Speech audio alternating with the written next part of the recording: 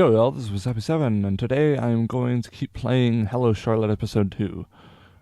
Last time, we jumped through hoops to get to this fucking classroom, of which we had a 3-minute class. Probably less.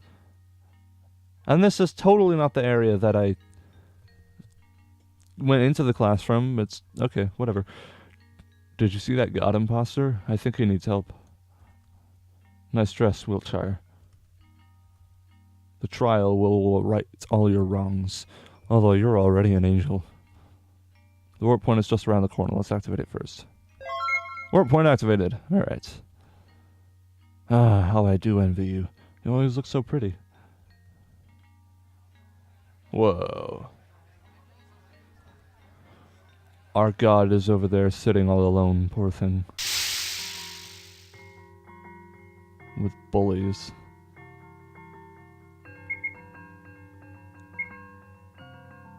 Charlotte tries to strike conversation. They lost battery points. Call your names, there's no effects.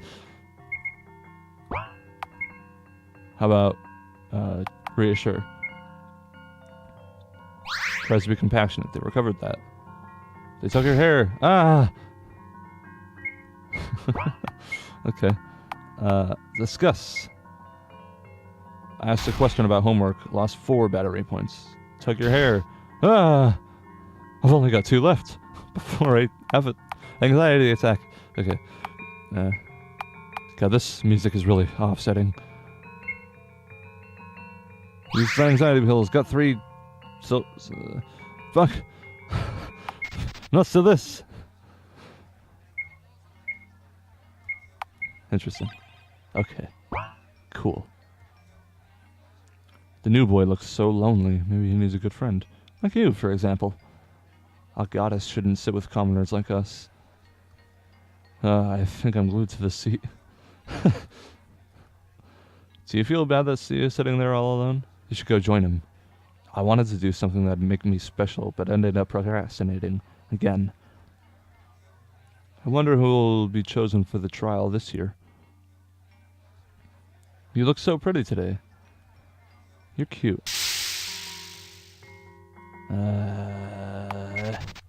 Nuts to that.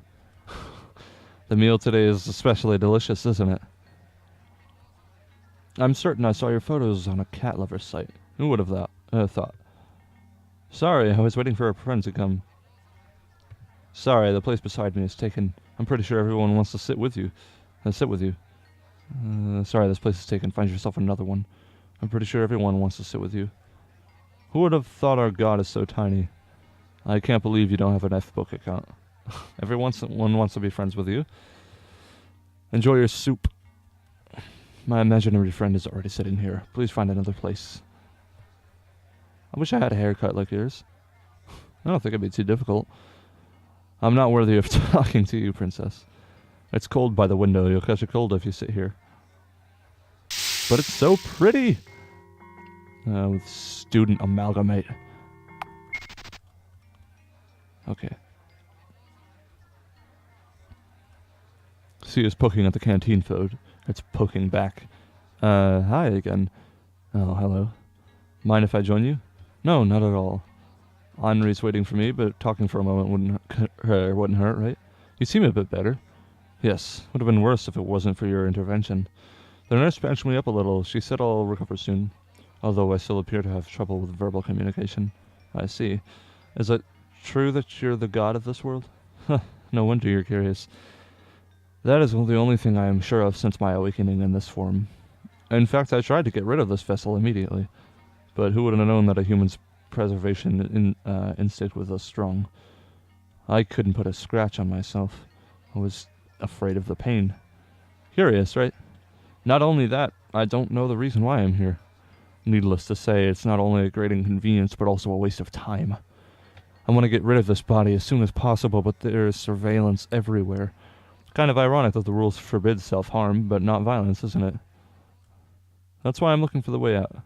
Say, do you wish to aid me? When I return to my heavenly domain, I'll definitely... Look! She's about to... Whoa. What? Really? That, Eiler? Huh? Everyone's gathering by the windows. Somebody gasps. Unknowingly, I find myself running outside. What's with the commotion? I can't see. I know her. It's our class representative, Scarlet Eiler, an all-A student and a student council member. An athlete and an unrivaled beauty who always gets what she wants. An ideal person. We never really spoke, but she was always the one to establish discipline in our class. Now that I think of it, Scarlet Eiler was a scary person. Unapproachable and reserved, she gave off an air of intimidation by her very presence. Why would such a strong person give up on her very life? Now I'll never know. Artificial sun shone upon the school, the students, and the ambulance workers who arrived. Scarlet Eiler was no longer in this world.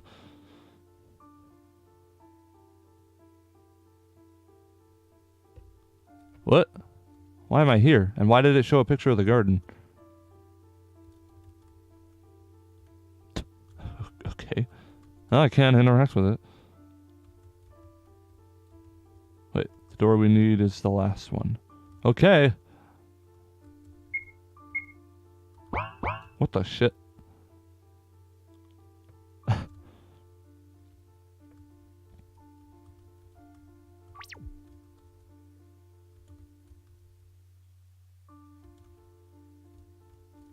That was sudden.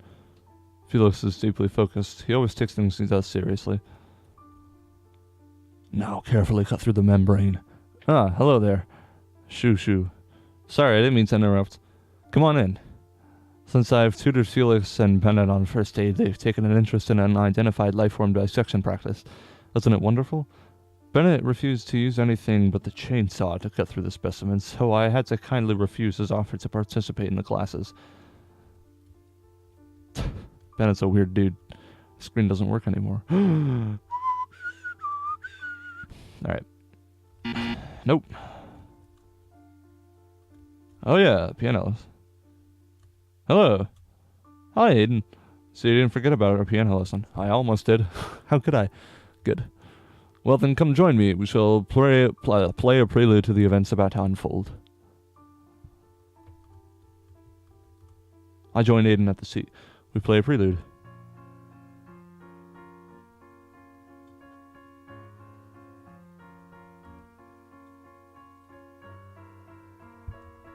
Thank you for spending time with me, Aiden. It's my pleasure. What? That music was way better. Okay. Well, for now we're stuck with this somber, chiptune, Eric Taxon-esque music. Not that Eric Taxon makes bad music, but just... Why is it so sad? I liked the piano music. That was nicer.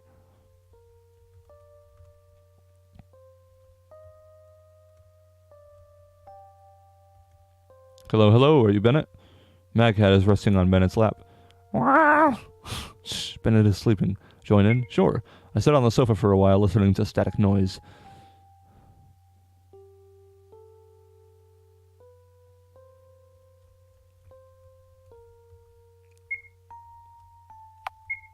Just a quick look, then we have to... Why do we have to hurry?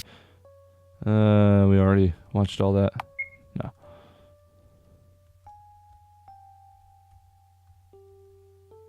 I'm exhausted. Let's have a little nap, shall we?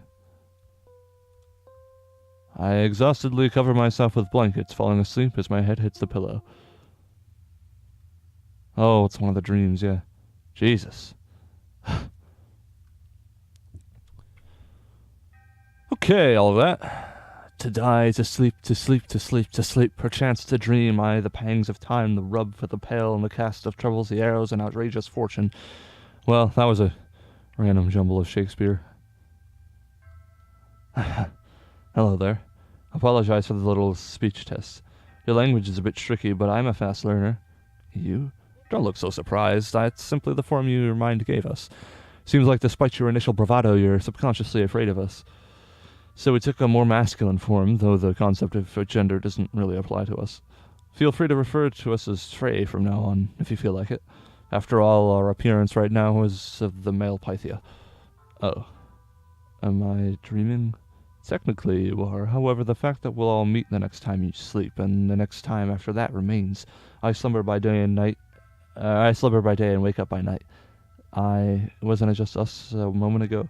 Isn't it easier for you to talk to me this way? Yes, I suppose so. You look sullen. A girl from my class committed suicide. A pity. Were you friends? We weren't. Acquaintances? Not really. A complete stranger then, shouldn't it matter? Don't put it like that. We were classmates. You're so sorrowful now that she's gone, but you couldn't care less during her lifetime. Have you ever had a conversation? No, she was so unapproachable, an ideal person. What can a miserable person like me talk about with someone this perfect? Thinking about that, you give up completely. That's the same as being indifferent. No, it's not like that. Whoops. You're exaggerating things. Only so that you be honest with yourself. Would anyone be sad if someone died? I'm afraid I can't understand that. If a person wasn't important to you up until this moment, why do you feel down? No, even worse, you feel obligated to feel sad. Deep inside, you know you have no reason to be. Why not be true to yourself? Is human empathy such a foreign concept to you? Empathy, you humans have a rather twisted understanding of it. If death of some specimen you weren't involved with bothers you, then why not bawl your eyes out whenever you see a piece of meat on your plate? That animal must have suffered a lot more than some misunderstood teenage girl to make your supper delicious. No, it's not the same, you'll say. I didn't. But in the end it is. You're all animals, yet your kind puts yourselves above all. Oh my, what a plot twist. Who would have known the concept of empathy applies only to your fellow humans? It truly never ceases to amaze me how humans love to mountain out of a molehill. You'd never understand. How can you know the sadness of losing someone if you and Pythias are all connected? And united, you stayed without, even when somebody died. For us, when somebody dies, the connection is lost forever. Do you really think that it was always this way? That all Pythias willingly gave up their very egos for the sake of becoming one with everybody? Freyd laughs. It echoes throughout the mind space. Stay in the fog if you wish to. Isn't it safer like that? Although I would love to converse more. It looks as though it's your time to open your eyes. Who can it be at this hour?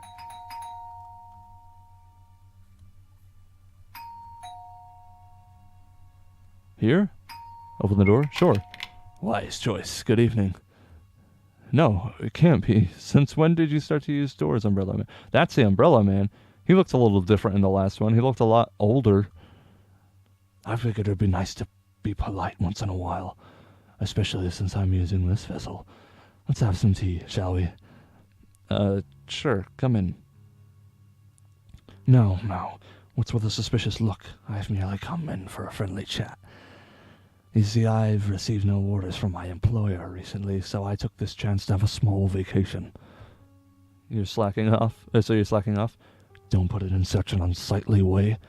Believe me, even a workaholic like me can't get this opportunity to pass by. After all, such a chance comes once in an eternity. Umbrella Man chuckles at his own words. Wonderful, isn't it? I suppose it is. You always seem so busy. And believe me, I truly am. But enough about me. How's school? Well, I helped a classmate today. Oh? You needn't have. Why so? I'll spare you the details, but there's something I know for a fact. That boy was destined to die in that alleyway. That's just cruel. See, as a good person. He doesn't deserve it. It's not about deserving, my dear. It's just that his sole existence threatens the world. I put it that way. As long as he exists, the route is damned for a bad ending, no matter what do you or your beloved puppeteer do. I hope I've made myself clear. Anyhow, I'd like to see you in high spirits despite your worsening condition. Is it that bad? It wouldn't be an exaggeration if I answered with a yes. The circles under your eyes have gotten darker, skin color more pale than ever. Have you been eating properly? I don't feel like it recently. My. You have a doctor living under one roof with you. Why don't you pay him a visit? Or are you afraid to admit your condition has been worsening even more? You're right. I really should. Yet you haven't done so. I don't want to cause anyone any more trouble. So that's the reason you're reluctant to take measures. I see. Oh, youth. I used to be young too once, you know. That sounds weird when you say it, wearing a boy's face. Hush, this is merely a vessel, after all, pay it no mind. Anyhow, friendly chat aside, recently the number of abnormalites in this dimension have been increasing. Screens and door locks malfunctioning, world expanding, people missing, a living hell. Do you understand in regards to that matter? Have anything to tell me, perhaps? Well, the Oracle has... My, don't tell me the slumbering god has awoken. Might it be that your body has begun to collapse under the pressure of the Oracle's corpse rotting inside of you? And you put it in such a frightening, in such a lighthearted tone, and I'm almost worried that of what will eventually happen to me. Death is merely a release, my dear. Still, living in this world might be too early for me, sir. Umbrella Man shrugs. Well, it is your choice, as it was your choice to stop taking the pills. I don't need those anymore. Right, you don't.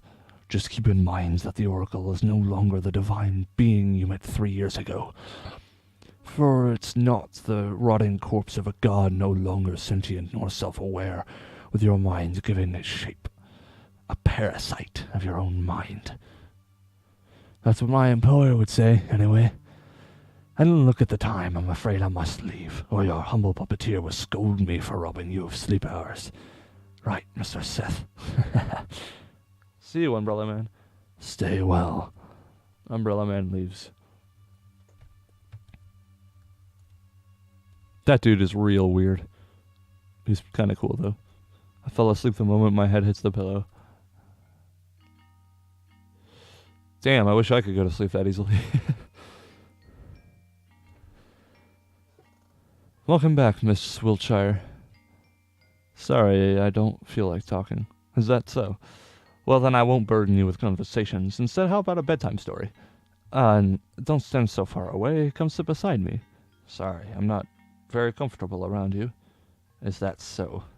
Well, there's no helping it. It's all a dream, remember? So make yourself at home. I reluctantly sit by Frey. Now, back to the story. Do you know the tale of ink and paper princesses? I actually do, yeah, that was in the first game. In our land during the pre-Oracle era, it was part of a psychology test. It was made to be unfinished, and the one who read it had to write an ending themselves. It's surprising how much one can learn about another person just by having them write a few sentences.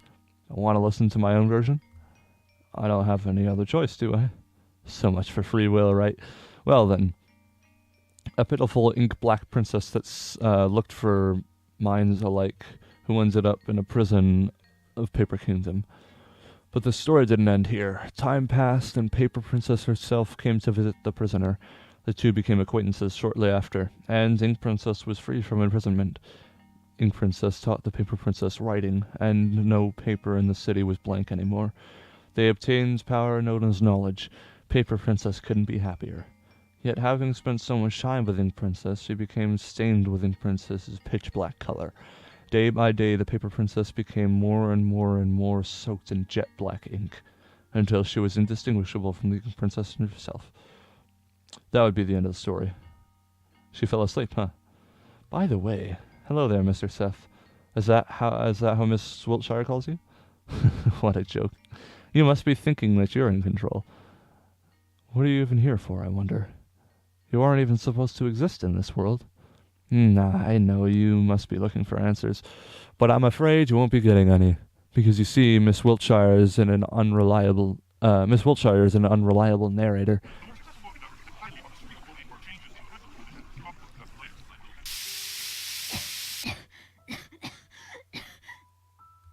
It's getting worse. What time is it? Oh no, Henri hates it when I'm late. Harry, use the warp omnicube. Are you sure? Of course, silly. Skipping school is against the rules. You should know better than anyone. Today we'll get up, go to school, and go back to sleep, remember? Sure. Well, it's unavailable, so enough of that, I guess. What? What do you want from me, then?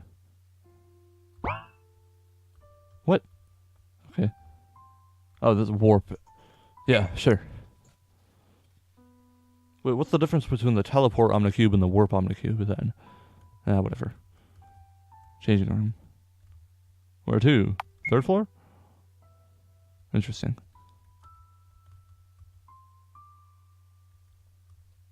A lovely girl is taking me on a lovely day. I'm so happy. Mathemagics. Unconventional ways to use internal organs. 99 reasons you shouldn't leave home after school. How to peel an apple without hurting yourself. Quantum physics and pictures. How do I become successful by procrastinating? And so on and so forth. Right. Well then,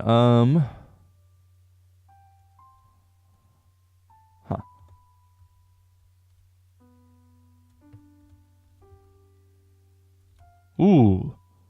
Is this an ice skating rink? That looks pretty cool. I like this school. Socialization is the key to see another day. It's a bit disturbing to think I appear as a pyramid to these people. Let's not disturb anyone.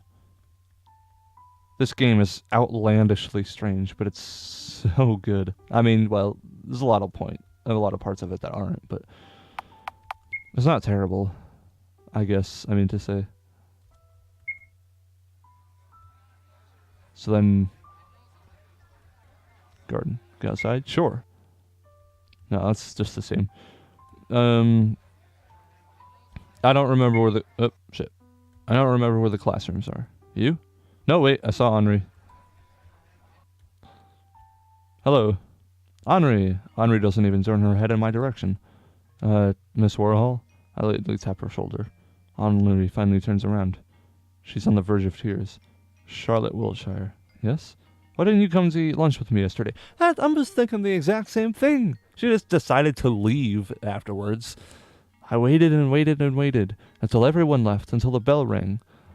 She never came. Henri begins tearing up again. I'm sorry. I guess I wasn't quite myself yesterday. I went home straight after that happened. You know. Henri looks at me in a hug, hiding her face in my sweater. Her hold is so strong I can barely breathe. I thought you didn't want to spend time with me anymore. I thought you hated me. I thought... I pat Henri's head. There's no way that could happen, right? Friends don't abandon each other. Yeah, you did the opposite, you liar. Please forgive me. I won't do that anymore. Do you promise? I promise. You'll have to swallow 1,000 needles if you break it. Then disappears. Whoa, that's a little creepy. Okay, then. Ah, here we go. Our God is a user. Holy shit. I think that's what that says. The seat is the closest to the teacher's desk. Nobody usually sat there, but when Scarlett Eiler got into her class, this place became hers. Did you sit here then? Yes. Let's start our class in backwards. Today's topic is the world. The house is the world. Oh my God, why is it backwards? Elements.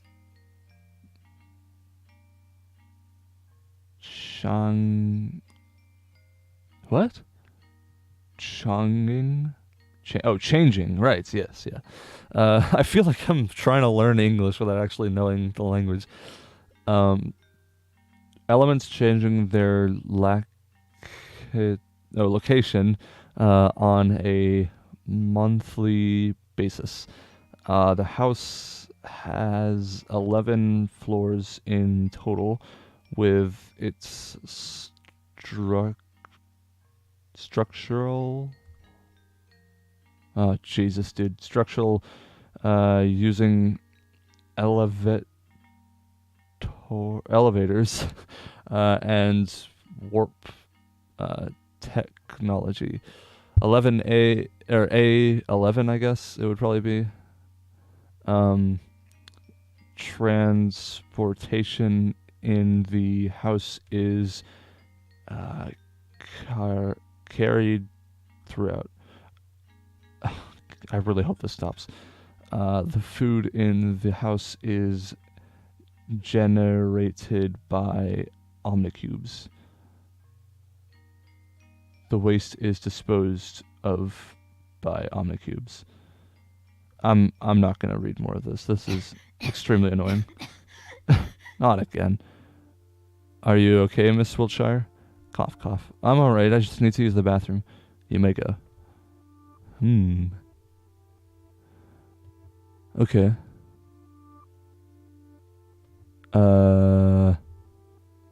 I can't move. Oh, I wasn't focused on the game. Oh, yeah. Nice. Look, I'm coughing up Eater, and I need to go to the bathroom. This is not the bathroom. I don't know what the hell the bathroom is. Changing room. No, wait, the bathroom is on the third floor, I mean, right? Yes, water closet right here. Hello. Okay. The tap doesn't work.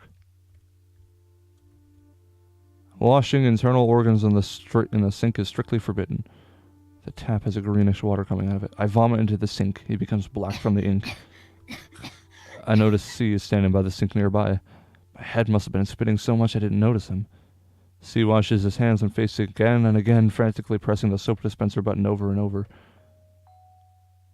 I carefully place a hand on his shoulder. It stiffens to the touch. Stop it, you'll get blisters on your hands. I can't. I've washed off most of the soup, but I still feel dirtied. Yeah, I know that feeling. Soup? My fellow student smashed my head into warm soup.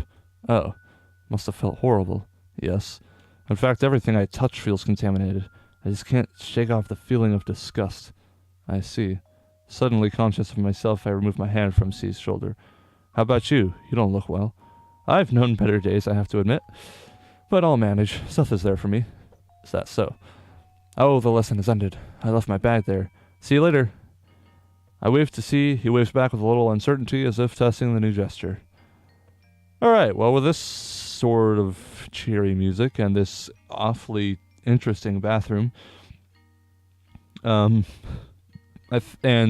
only 12% left on my laptop's battery, I'm going to end the episode before the lack of electricity ends it for me. So, thank you guys so much for watching. If you enjoyed this video, then please leave a like and subscribe to join the Chorus Rebellion. If you have any suggestions for games for me to play, let's not forget to save. Don't hesitate to leave a comment. Right, sorry. That's about it. See ya.